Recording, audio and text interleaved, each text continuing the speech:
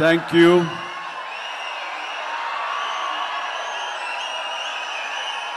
దూర ప్రాంతాల నుంచి,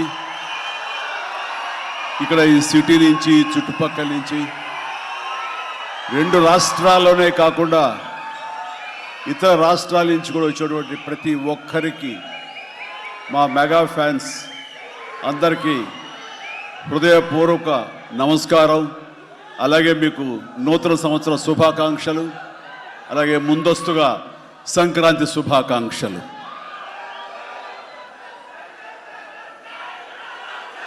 ఇక్కడ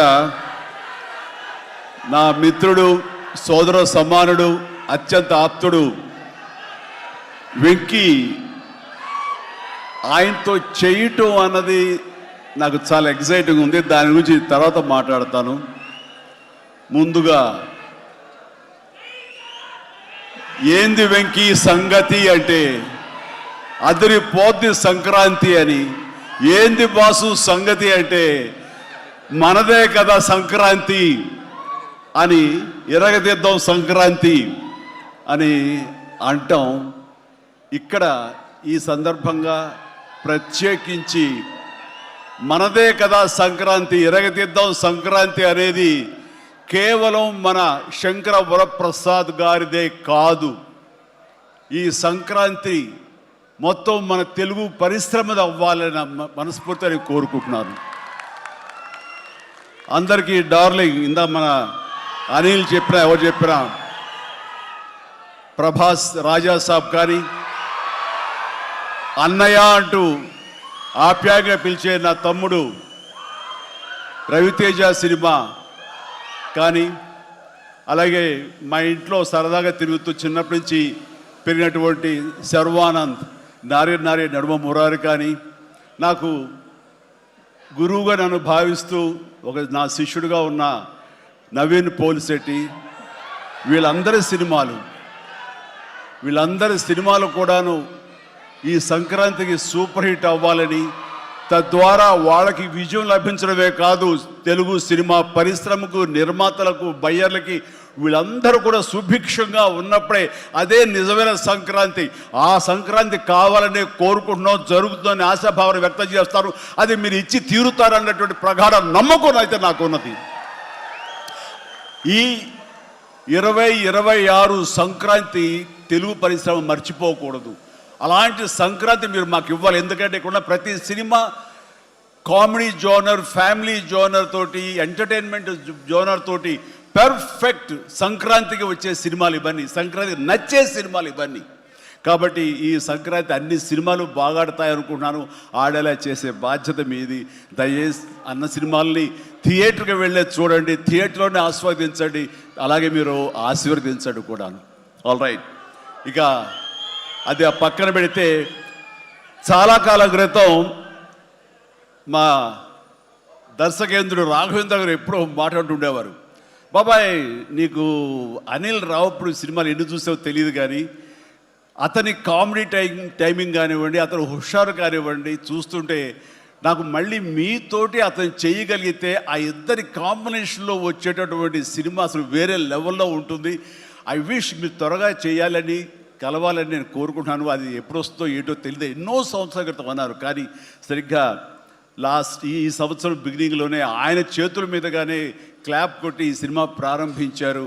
అది ఆయన మనసులో మాట, ఇది పెద్ద సూపర్ హిట్ అవ్వాలి అని చెప్పేసి. ఎందుకంటే ఆయన కామెడీ లైక్ చేస్తారు. ఆయన సినిమాల్లో ఘరానా మొగుడు ఎంత విజయం సాధించిందో అలాంటి విజయం సాధించాలి ఈ సినిమా అంటూ ఆయన ఎన్నోసార్లు నాతో చెప్పుకుంటూ వచ్చారు. ఎన్నోసార్లు సెట్కి రావాలి నన్ను పిలవేయడం కూడా మరి మీరు అడిగారు, మనమే పిలవలేదు. ఆయన ఎవరైనా హీరోయిన్లు ఉన్నప్పుడు మాత్రమే వస్తాను, ఏదైనా హుషారుగా వస్తుంది అంటుంటారు ఆయన.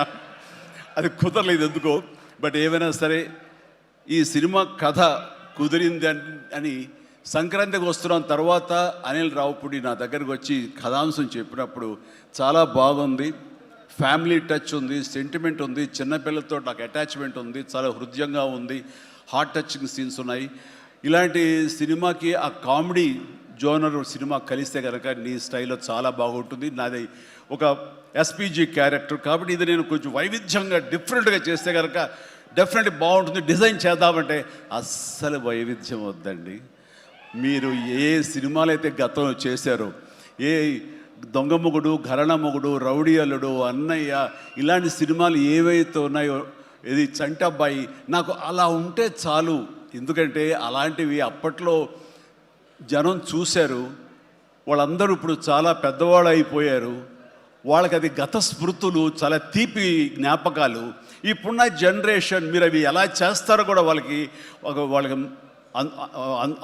వాళ్ళకి ఏమీ తెలియకపోవచ్చు. కానీ అది ఇది తెలిసిన మధ్యలో పుట్టి మాలాంటి వాళ్ళం అది మళ్ళీ ఈ జనరేషన్ గుర్తు చేసి మీరంటే ఏమిటో తెలియచెప్పాలన్న నా ప్రయత్నానికి మీరు చెయ్యాలి. ఆ విధంగా నేను అన్నందుకు ఐ థింక్ ఓకే. ఇంకా అలా చేయటం అంటే కనుక అది నా కేక్ ఒకటే. మీతో అలా చూడాలి నా కోరిక. అంటూ ఎప్పుడెప్పుడు సినిమాల్లో ఏమేమి సీన్స్ ఉన్నాయో అవన్నీ కూడా పొందుపరిచి ఒక క్యాప్సూల్లా చేసి ఆయన దాన్ని ఫోన్లో పెట్టుకునేవారు. ఏదైనా ఒక సీన్ ఉంటే కనుక ఈ సీన్ని ఈ సినిమాలో ఉన్న ఈ కామెడీ టైమింగ్తో దీన్ని కన్సీవ్ చేశాను, అలా మీరు చేయాలని.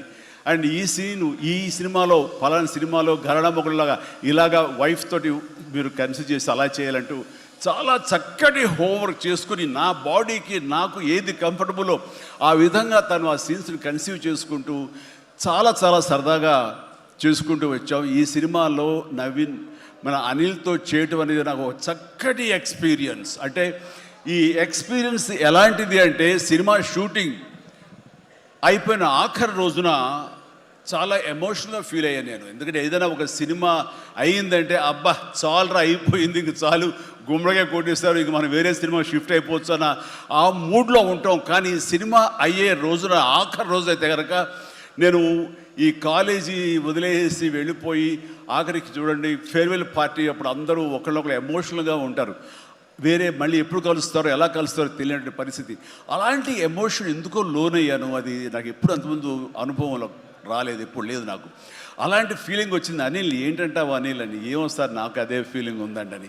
ప్రతిరోజు ఒక ఎక్స్కర్షన్కి వెళ్ళినట్టు, ప్రతిరోజు ఒక పిక్నిక్ వెళ్ళినట్లుగా సరదాగా జరుగుతూ మార్నింగ్ 9 నుంచి 8 నుంచి ఈవినింగ్ 7:30, 8 వరకు కూడా ఎంత చక్కగా సరదాగా జరిగిందంటే నాకు ఎప్పుడు ఇంత బాగా జరిగిందంటే మరీ పూర్వం ఆ రోజుల్లో అది గుర్తుకొచ్చింది. కానీ ఈ మధ్యకాలంలో ఇంత సరదాగా ఎంత హుషారుగా జరిగిన సినిమాలు అయితే నాకు ఇది చేయలేదు.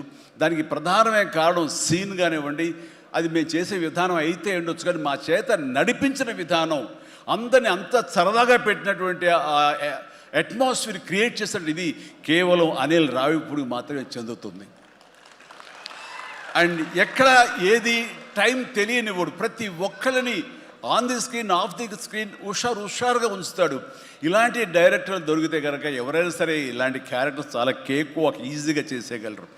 అండ్ మరీ ముఖ్యంగా అనిల్ రావిపూడి గురించి నేను చెప్పాలనుకున్నది, ప్రతి ఒక్కరు కూడా తెలుసుకోవాల్సింది ఏంటంటే ఈ సినిమా ఆల్రెడీ సూపర్ హిట్ అయిపోయింది. ఏ రకంగానంటే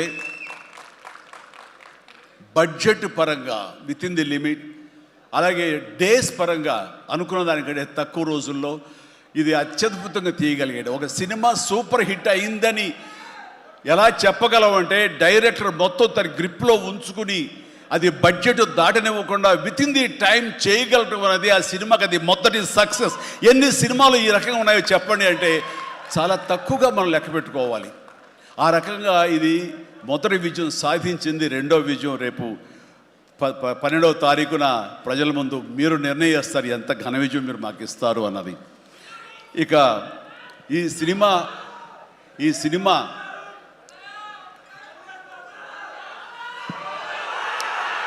ఓకే, ఇక ఈ సినిమాలో నేను నెక్స్ట్ చెప్పుకోదగిన వ్యక్తి వెంకటేష్, నా బ్రదర్. ఎప్పుడు కలుసుకున్నా సరే చాలా సరదాగా మాట్లాడుకుంటాం. ముఖ్యంగా ఇప్పుడు మీ ముందు తమాషాగా కామెడీగా హుషారుగా మాట్లాడినా సరే అతనితో 1-to-1 కూర్చుంటే చాలా ఫిలసాఫికల్గా ఇన్ డెప్త్, ఇంతటి డెప్త్ వ్యక్తి వెంకటేష్. అందుకైనా ప్రతి ఒక్కరు ఇంత పాజిటివ్ మనిషి, పాజిటివ్ వైబ్స్ ఉంటాయి మనిషి చుట్టూరు అంటుంటారు. నిజంగా అతనితో టైం తెలియదు మనకి. ఎంతో తన ఏజ్కి మించినటువంటి విషయాలు తెలియజేస్తూ జీవితం యొక్క పరమావధి ఏంటి, జీవితం ఎలా ఉండాలి, ఎంత పీస్ఫుల్గా ఉండాలని చెబుతుంటే కనుక నాకు మోడర్న్ డ్రెస్ వేసుకున్న చిన్న సైజు గురువులాగా అనిపిస్తుంటాడు వెంకటేష్. నిజం. సో అలాగా సినిమా జీవితాన్ని తన వ్యక్తిగత జీవితాన్ని రెండు బ్యాలెన్స్ చేసుకుంటూ చాలా చక్కగా ముందుకు సాగుతూ ఎంతో ఇన్స్పైర్గా ఉంటుంది వెంకటేష్. ఇక ఈ సినిమాకి వచ్చేసరికి ఎలా కుదిరింది, ఇందాక అనిల్ రావు ఇప్పుడు చెప్పాడు, ఆ హింట్ ఇచ్చింది మీ ఇద్దరం కలిపి చేసేలాగా ఏదైనా ఒక ఎపిసోడ్ క్రియేట్ చేసి అక్కడ వినియోగించుకుందాం, మా ఇద్దరు కాంబినేషన్ సినిమాకు ఉపయోగపడే విధంగా సినిమాలో అంతర్భాగంగా ఉండేలాగా అన్నందుకు అని చెప్పిన విషయం ఎలాగా ఇదేంటంటే ఒక ఐదేళ్ల క్రితం అనుకుంటా మీ ఇద్దరం అమెరికా వెళ్ళాం, లాస్ ఏంజల్స్ వెళ్ళినప్పుడు అక్కడ మిత్రుడి ఇంట్లో కూర్చున్నప్పుడు అంత ఎదురు కూర్చొని పిచ్చాపాటి మాట్లాడుకుంటుండగా వాళ్ళు ఎవరు అబ్బా మీ ఇద్దరు చూస్తుంటే చాలా బాగుందండి, ఒక స్టిల్ తీసుకుంటామంటూ వాళ్ళు స్టిల్ తీయబోతుంటే అక్కడ తీయదు చిరంజీవి కూర్చుంటారు, నేను నిలబడతాను అని చెప్పేసాడు. అదేంటి వెంకీ అలా కాదు నేను నిలబడతాను అన్నాను. లేదు ఇది నా మైండ్ లోపల ఎప్పటి నుంచో మీరు అట్లా బాస్లో కూర్చుంటే కనుక కాలు మీద కాలు వేసుకుని నేను వెనకాల నిలబడి ఉంటాను. ఇది ఒక మంచి స్టోరీకి స్టిల్ లీడ్ అవ్వాలి అంటే మన హాలీవుడ్ గాడ్ ఫాదర్ చూసారా, మెర్లిన్ బ్రాండో అండ్ ఆల్ పచినో అలాంటి క్యారెక్టరైజేషన్స్.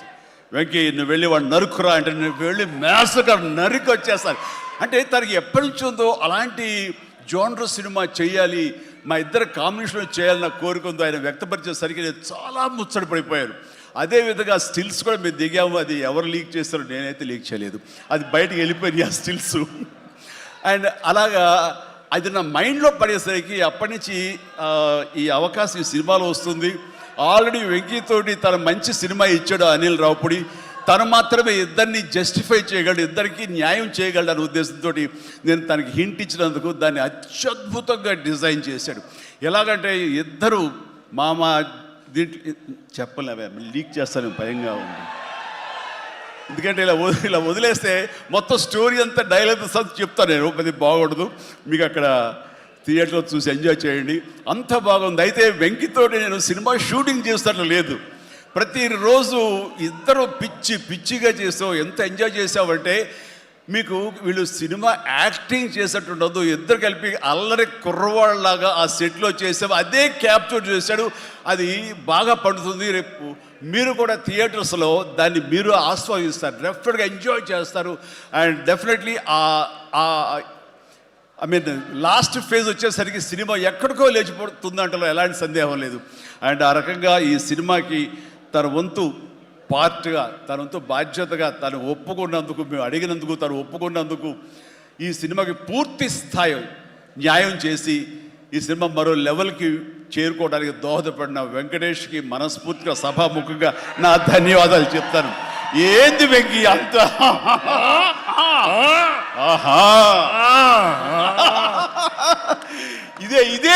ఇదే సరదా. అండ్ నేను చాలా చెప్పను కానీ సినిమా చూస్తే కనుక నేను ఎంత చెప్పినా సరే తక్కువే అవుతుంది, మీరు ఎంత ఊహించుకున్నా సరే అది తక్కువే అవుతుంది.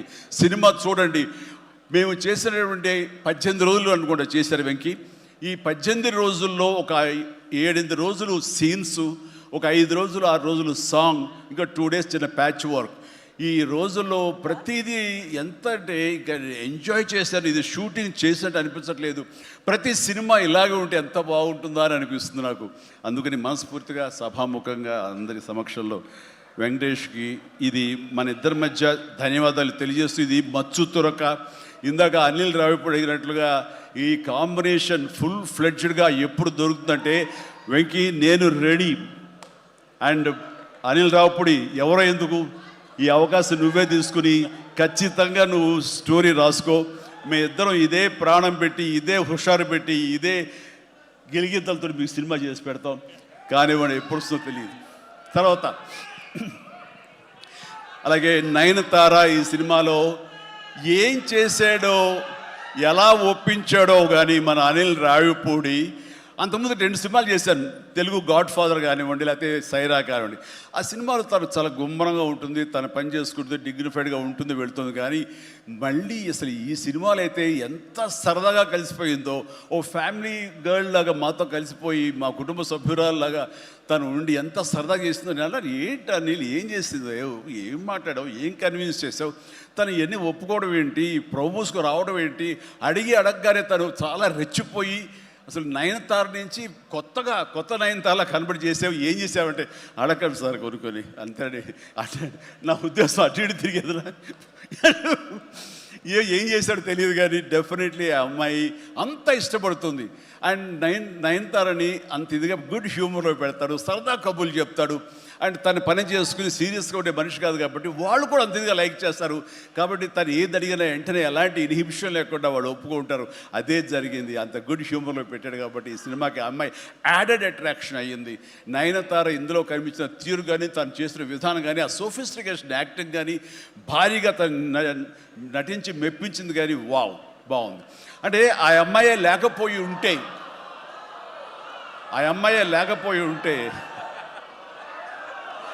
వావ్,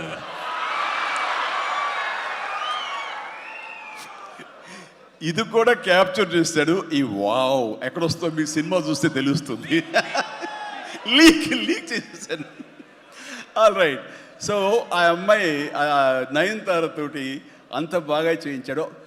మీ పక్కన మీకు ఎదురు నిలబడి మిమ్మల్ని ఎదుర్కొని ఎవరైనా ఒకళ్ళు నిలబడాలంటే ఎంత అనుకుంటున్నా, ఎంత ఫ్రెష్గా ఉండాలనుకుంటున్నా, వేరే వాళ్ళు ఉండాలనుకుంటున్నా అసలు నాకు తొయ్యట్లేదు, నాకు తట్టట్లేదు, కన్విన్స్ కాలేకపోతారు. ఖచ్చితంగా నయనతార ఉండి తీరాల్సిందేనండి, ఎంతైనా సరే ఎలాగైనా సరే అన్నాడు. ఆ అమ్మాయిని తీసుకొచ్చారు, ఒప్పించారు. ఆ అమ్మాయి కూడా అంతా కోఆపరేట్ చేసింది. అండ్ నయనతార ఇవాళ రాలేని పరిస్థితిలో ఉంది కాబట్టి thank you Nayanthara, thank you so much. ఇక ఈ సినిమాలో సచిన్ కేల్కర్ క్యారెక్టర్ యాక్టర్గా, అండ్ నాతో పాటు నా టీంలో చేసినటువంటి హర్షవర్ధన్, అలాగే అభినవ్, ఇతర నటీనటులు, అండ్ క్యాథరిన్ కూడా మా టీంలో ఒక పార్ట్ లాగా ఉండి తను చేసి చాలా ఒక నిండుదనం గ్లామర్ తీసుకొచ్చింది. ఆ అమ్మాయి కూడా అందరికీ ప్రతి ఒక్కరికి నా ముందస్తు శుభాకాంక్షలు తెలియజేస్తాను, అభినందనలు. ఇక ఈ సినిమాలో ప్రత్యేకంగా నేను చెప్పాల్సిన టెక్నీషియన్స్గా వస్తే భీమ్స్ అత్యద్భుతమైన మ్యూజిక్ ఇచ్చాడు, వెరీ ఆర్గానిక్ మ్యూజిక్. కేవలం డ్రమ్స్ తోటో కీబోర్డులతోటో వాటితోటో దడదడలాడించకుండా చాలా శ్రావ్యంగా లిరిక్స్ మాత్రం వినిపించేలాగా ఒకనాటి విజయ సంస్థ వారి సినిమాలు ఉండేవి. అంతా హాయిగా హృద్యంగా ఒక గోదావరి పడవ ప్రయాణంలాగా ఉండేలాగా ఇచ్చాడు. అందుకని మీసాల పిల్లలో ఎలాంటి హడావుడి, ఎలాంటి మ్యూజిక్ గోళ ఏమి ఉండదు. కానీ ఆ ఇచ్చినటువంటి ఆ మ్యూజిక్, ఆ పాటకి లిరిక్స్ అర్థమయ్యేలాగా వినిపించి అందరూ చాలా ఆ శ్రావ్యాన్ని అందరూ ఆస్వాదించారు. కాబట్టి అది అంత పెద్ద మిలియన్స్ని, మోర్ దెన్ 100 మిలియన్స్ దాటి హిట్ ఇచ్చింది. అలాగే తర్వాత వచ్చిన సాంగ్ కానీ, ఇలా సాంగ్స్లో లిరిక్స్కి ఇచ్చే ఇంపార్టెన్స్ కానీ, ఆ ట్యూన్స్ కానీ ఇవ్వండి అన్నీ ఇస్తూ ఇంతవరకు నేను ఎప్పుడు చెయ్యనిది, ఇంతవరకు ఆ స్టైల్కి నేను పోనిది ఏదైనా ఉందంటే కానీ ర్యాప్ సాంగ్, ఇందాక చూసిన సాంగ్ హుక్ స్టెప్ దాన్ని కంపోజ్ చేసినప్పుడు నాకు అనిపించింది ఇది కొత్తగా అనిపించింది, చాలా బాగుందని. అండ్ ఇప్పుడున్నటువంటి ఈ థియేటర్ పల్స్ చూస్తుంటే ఈ సినిమా ఆ సాంగ్ మాత్రం ఐ థింక్ టోటల్గా హైలైట్ అయిపోతే రేపు థియేటర్లో అనుకుంటున్నాను. అది వెరీ గుడ్. ఎందుకంటే ఆ సాంగ్ విన్న తర్వాత, ఆ సాంగ్ వింటుండగా ఎదురుగా ఉన్న వెంకటేష్ ఆపుకోలేక డ్యాన్స్ చేశారంటే అదే చాలు. ఇక ప్రతి ఒక్కడు అదే స్ఫూర్తితోటి ప్రతి ఈ సినిమాని, ఈ సాంగ్ని ఆస్వాదిస్తారు. అలాగా సాంగ్స్గా అన్నీ అత్యద్భుతంగా ఇచ్చినటువంటి మన భీమ్స్కి ప్రత్యేకించి, ఆ తర్వాత ప్రతి ఒక్కరు చిరంజీవి ఇంత గ్లామర్గా ఉన్నాడు, చిరంజీవి ఇంత ట్రిమ్గా ఉన్నాడు, ఇంత ఇదిగా ఉన్నాడు, ఎలా తగ్గాడు. నా వ్యక్తిగతంగా నేను చేసిన ప్రయత్నాలు పక్కన పెడితే తెర మీద అంత బాగా కనపడడానికి ప్రత్యేకించి మా డిఓపి, మా కెమెరామెన్ మన సమీర్ రెడ్డి చాలా చాలా బాగా చేశాడు. అండ్ సమీర్ రెడ్డితో వచ్చిన ఒక్క చిన్న గొడవ ఏంటంటేనండి, ఒక నిమిషం గ్యాప్ ఇవ్వడు. కూర్చుని కాఫీ తాగుతాం కదా అని ఇచ్చేలోగా మళ్ళీ షార్ట్ రెడీ అంటాడు. ఇంక అతనితోటి బహుశా అలా గనక అందరూ ఉండగలిగితే సినిమాలు 100 రోజులు దాటకుండానే ఫినిష్ చేయొచ్చు. అంతటి ఫాస్టెస్ట్ కెమెరామెన్ మా శరత్.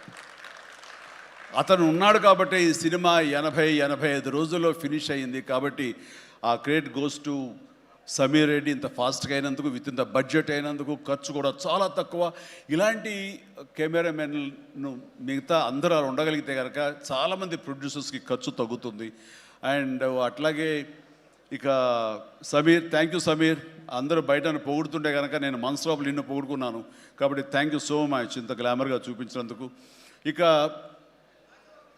ప్రకాష్, మా ప్రొడక్షన్ డిజైనర్ ప్రకాష్ చాలా చక్కగా చూపించాడు. అండ్ తమ్మిరాజు గారు, అలాగే వీళ్ళన్నీ ఒక పక్కన ఉంటే కనుక అహర్నిశలు అంటే డే 1 నుంచి ఈవెల్ట్ వరకు కూడాను మన అనిల్ రావుపూడి స్టోరీ టీమ్, సాయి, నారాయణ, ఇంకా రాజేష్, ఇలాగ వీళ్ళందరూ ఉన్నారు. వాళ్ళ పేరు పేరున నేను వాళ్ళు పడ్డ కష్టాన్ని కానీ వాళ్ళు తీసుకున్న శ్రద్ధాశక్తులు కానీ హృదయపూర్వకమైన నాకు సంతోషాన్ని, అభినందనలు, ధన్యవాదాలను తెలియజేస్తాను. వాళ్ళు అంత ఇదిగా ఉన్నారు. ఇక్కడ అనిల్ రావుపూడి గురించి ఇంకొక విషయం నేను చెప్పాలండి. ఏంటంటే అందరం సినిమా తీస్తూ ప్రేమించాలి. సినిమాని ప్రేమిస్తేనే మన యొక్క ఎఫర్ట్స్ తోటే సినిమాని ఆద్యంతం చాలా అద్భుతంగా తీయగలం మనం. అయితే సినిమా తీస్తున్నంతసేపు ఎంత ప్రేమిస్తాడో, ఎంత ఇష్టపడతాడో, ఎంత ఎంజాయ్ చేస్తాడో, అంత బాగా మన నుంచి యాక్టింగ్ రాబడతాడో, అంతకంత సినిమా పూర్తయిన తర్వాత కేవలం దానికి బాగుందా లేదా అని మళ్ళీ ఒకసారి తనుగా సమీక్షించుకున్నప్పుడు ప్రతిపక్ష నేత అయిపోతాడు. ఎదురు వెళ్ళిపోయి ఈ సినిమా ఎందుకు చూడాలి, ఈ సీన్ ఎందుకు వాళ్ళు ఎంజాయ్ చేయాలి, ఈ సీన్ ఎందుకు ఇంత ఇదైంది, ఇంత లెంగ్త్ అవసరమా అని దాని మీద దాన్ని ఏమాత్రం ప్రేమించకుండా చాలా కఠినంగా ఎక్కడ లెంగ్త్లు ఎక్కువైనా సరే అన్నీ కూడా తీసేసి దాన్ని క్రిస్ప్ చేయడానికి కానీ ఆ సినిమా ఎంతవరకు అలరిస్తుందో అలరించేందుకు కానీ అన్ని రకాల ప్రయత్నాలు చేస్తాను. నాకు నచ్చింది అది. ఎందుకంటే నిన్న మొన్న వచ్చి ఒక మెయిన్ ఎపిసోడ్ ఏదో లేపేసావు, లేదు లేపేసావని అడిగాను. లేదు, అది కథకి అడ్డొస్తుంది, స్టోరీ నెరేషన్కి అది అడ్డుపడుతుంది కాబట్టి తీసేసానన్నాడు.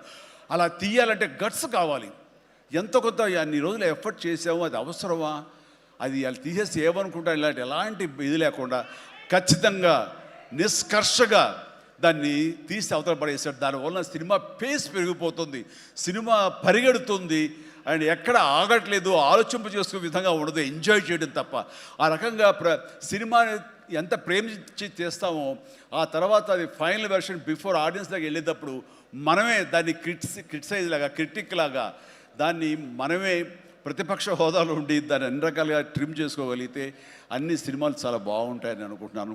అండ్ ఈ సందర్భంగా ఇంకా ఏమి లేదు, last but not least producers Sahu Garapati చిన్నవాడైనా సరే చాలా గుంభరంగా ఉంటాడు. ఎంతసేపటికి ఆ వర్క్ మీద తన ఇన్పుట్స్ ఏమి ఇవ్వాలనే దాని మీద ఆ ప్రయత్నాలు చేసుకుంటూ చాలా క్వైట్గా ఉంటాడు. ఎక్కడ కూడా ఏ రోజు కూడా ఏంటిది జాప్యం ఏంటి, లేట్ ఏంటి అనేది ఏమి లేకుండా అంత కంఫర్టబుల్గా మా అందరికీ ఏర్పాటు చేశారు. దానికి ఆయన ఎఫర్ట్స్ కానీ ఆయనకున్న ఆ లిటిల్ ఎక్స్పీరియన్స్లో తనకు ఉన్నదానికి దీనికి మనస్ఫూర్తిగా సాహు ప్రత్యేకించి నా హృదయపూర్వక ధన్యవాదాలు. మంచి ప్రొడ్యూసర్ని నాకు అందించినందుకు మీకు నా ధన్యవాదాలు తెలియజేస్తాను.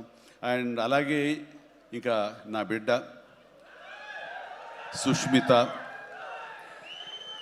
తను ఈ సినిమా నేను చెయ్యాలి, ఈ పరిశ్రమ రావాలి అనుకున్నప్పుడు ఈ పరిశ్రమ ఖచ్చితంగా ఆదరిస్తుంది అని అనుకున్నప్పుడు ఒకటి మీరు కష్టపడి పనిచేస్తే కనుక ఇక్కడ రిజల్ట్ బాగుంటుంది, ఇక్కడ ఖచ్చితంగా మీకు ఆదరణ లభిస్తుంది, మీరు సక్సెస్ అవుతారని చెప్పినప్పుడు కష్టం అనేది నేను చిన్నప్పుడు ఇంట్లో చూశాను. అలాంటి నేను కష్టపడడానికి ఏమాత్రం నెరవను, ఏమాత్రం బెదరను, ఖచ్చితంగా చేస్తానంటూ ఈ సినిమా తనతోటి చెయ్యమ్మా, ఇద్దరు కలిపి చాలా మంచి కాంబినేషన్ అవుతుంది అనుకున్నప్పుడు ఆ సాహు గారు తను బెస్ట్ కాంబినేషన్లో ఈ సినిమాని చేసి ఈ సినిమాలో ఒకసారి అయ్యో ఎందుకు ఇంత కష్టపడుతుంది, ఇంత కష్టం అవసరమా నాకు అనిపిస్తుంది తండ్రిగా. కానీ ఒక బిడ్డగా కేవలం ప్రొడ్యూసర్గా నేను మా నాన్నని, మా హీరోని నేను ఇంప్రెస్ చేయాలి, ఆయన ద బెస్ట్ నేను ఇవ్వాలి ఈ సినిమా అంటూ తను కూడా ఈ సినిమాలో ఒక మామూలు టెక్నీషియన్ లాగా, మామూలు ప్రొడ్యూసర్ లాగా తనంత కష్టపడి చేసింది. నేను ఒకటే సంతోషిస్తాను, తనకు అన్ని విధాలుగా అన్ని కంఫర్ట్స్ ఉన్నాయి, అన్ని రకాలుగాను తను ఈ సినిమాలు చేయాల్సిన అవసరం లేదు. తన ఫ్యామిలీని చూసుకుంటుంటే కనుక గడిచిపోతుంది ఈ జీవితం అంతా. కానీ అలా కాదు, నేనేదో సాధించాలి, నువ్వు సాధించి చూపించావు, లైఫ్లో ఎంతోమంది మార్గదర్శకంగా ఉన్నావు, అలాంటి నిన్ను ఆదర్శంగా తీసుకుని మేము ప్రూవ్ చేయాలి అనే దాంట్లో ఉంది. అండ్ అలా చేస్తూ ఈ రోజున ఈ సినిమా డెఫినెట్లీ హిట్ అవుతుంది. ఇలాంటి గర్వకారణమైన సినిమాని తండ్రిగా నాకు గిఫ్ట్ ఇచ్చినట్టుగా తను భావిస్తుంది, ఆ సంతోషం తను పొందుతున్నానని తెలుసు.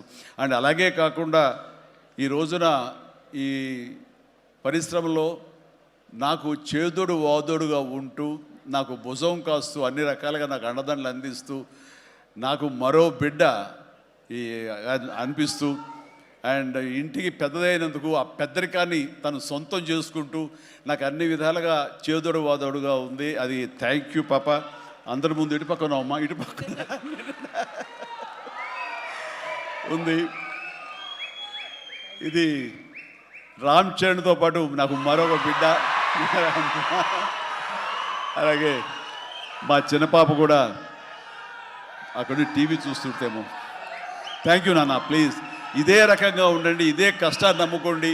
ఖచ్చితంగా భగవంతుడు మీకు ఆశీస్సులు అందజేసి ఇలాంటి విజన్ ఇస్తాడు. అండ్ మేము ఎంత ఇచ్చామన్నది కాదు పాప, మీరు ఎంత సాధించుకున్నారు అనేది నాకు మరింత గర్వంగా అనిపిస్తుంది. నువ్వు ఆ దిశగా వెళ్తావు. All the very best. ఆ తర్వాత ఇక చాలా దూరం నుంచి వచ్చారు, మీరు అందరూ కూడా చాలా జాగ్రత్తగా వెళ్ళండి. మీ తల్లిదండ్రులు అందరూ కూడాను మిమ్మల్ని చూసి ఆనందపడాలి. మీ యొక్క సుదీర్ఘమైన జీవితాన్ని చూసి వాళ్ళు ముచ్చటపడాలి. అండ్ ప్రతి వాళ్ళు ఏదైనా సాధించాలనే ఒక దీంతో ఉండాలి. కాబట్టి నాకు తెలుసు నా అభిమానులు ఎప్పుడు కూడా నన్ను ఇన్స్పిరేషన్గా తీసుకుని మీరు అభివృద్ధిలోకి వస్తారని తెలుసు. And thank you. ఇదే అభిమానం, ప్రేమ మీరు నా మీద ఎప్పుడు చూపించాలి. Thank you so much. I love you all.